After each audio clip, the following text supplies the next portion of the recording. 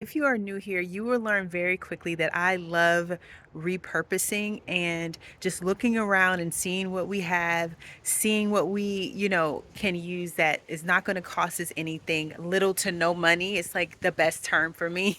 And so I just love to find things and re-envision them. Like, how can we use this? Figuring out how things could be functional, but still like really beautiful, but affordable. It's such a desire of mine. And so I love just looking around, seeing what we have, and just re envisioning what that could be used for.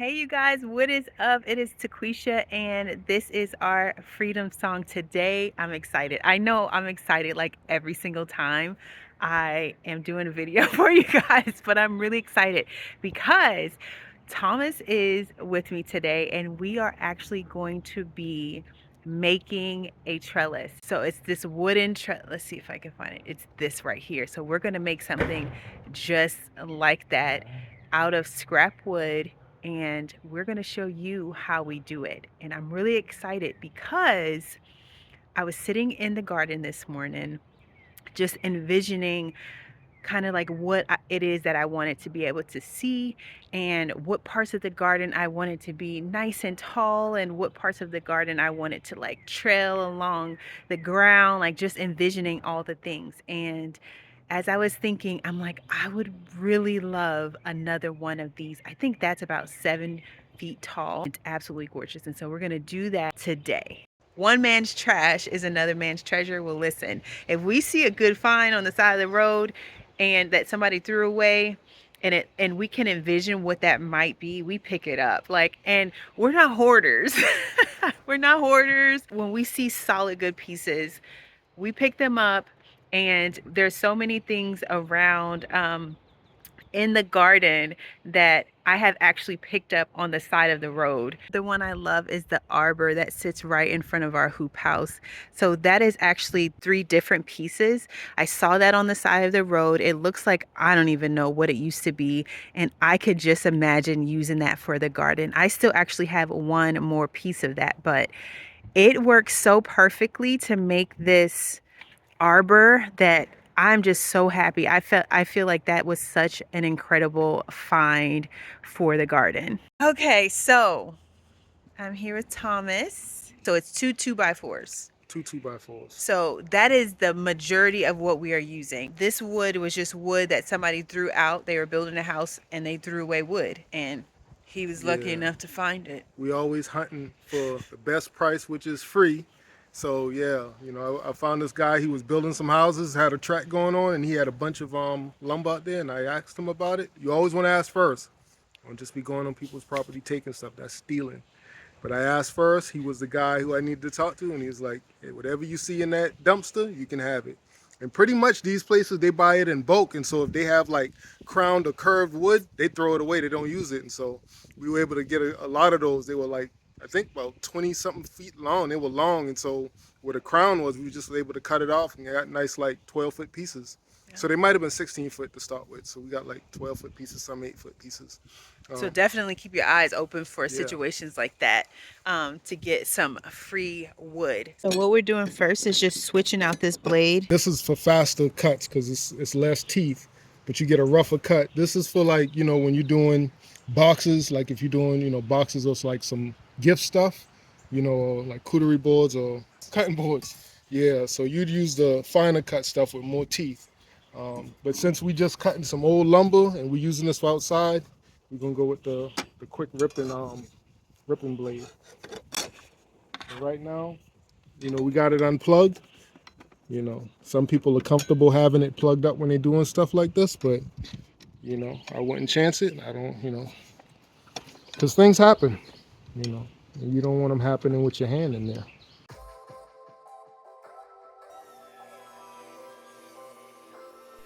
We just want to give a huge shout out to Matthew Peach. He is the one who came up with this beautiful design, and we are so grateful for it. We are going to leave his information down in the description box. He has a video about how he created this beautiful trellis. We did not use his exact measurements because our wood was different from his, but that is just to show you that you can use what you have to make the things that you need to make for your garden. So just keep that in mind as you are looking around to see what materials you have. This is the top that's going to fasten to our cap.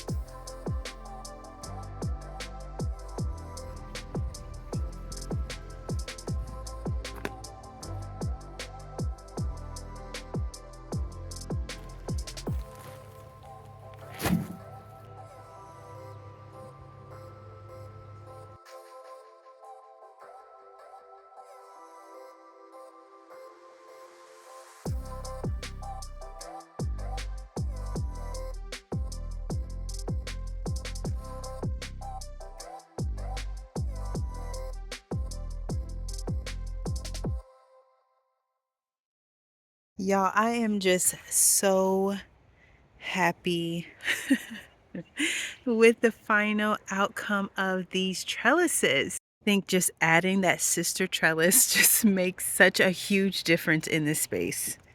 Stood in this very spot this morning and was sitting here thinking about how to create something that was going to have such a beautiful effect in the garden, and 2 pieces of scrap wood later, and here we are.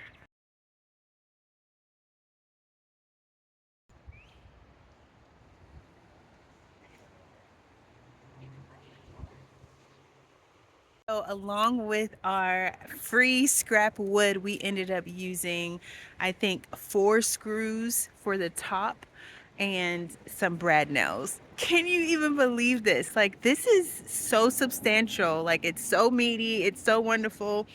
It's definitely going to last. Listen, I know that not everybody, has the tools that they can use to rip down a piece of wood.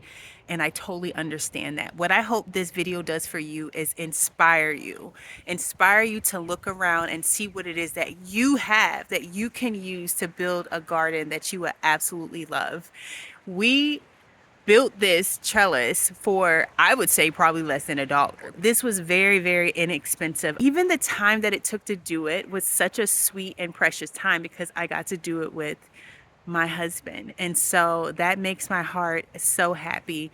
I love that we can, think on what we can do to build the garden that we will absolutely love without spending unnecessary money. And truly already imagine how gorgeous these trellises are going to be in the late spring and early summer when they are filled with these pole beans that I'm going to be planting all around these. Now, I want to plant these pole beans that are called asparagus beans, and I have some purple ones and some green ones, and I just think they're going to be so lovely, just dripping down because they get really, really long. And so I'm so, so excited about that. So while there is still plenty of daylight and it's absolutely gorgeous out here, I'm gonna go ahead and harvest what I can harvest and go ahead and lay down some fresh soil in these beds so that they can be ready. Hoop house is teeming with life, and I'm so ready to get these things in the ground at the right time.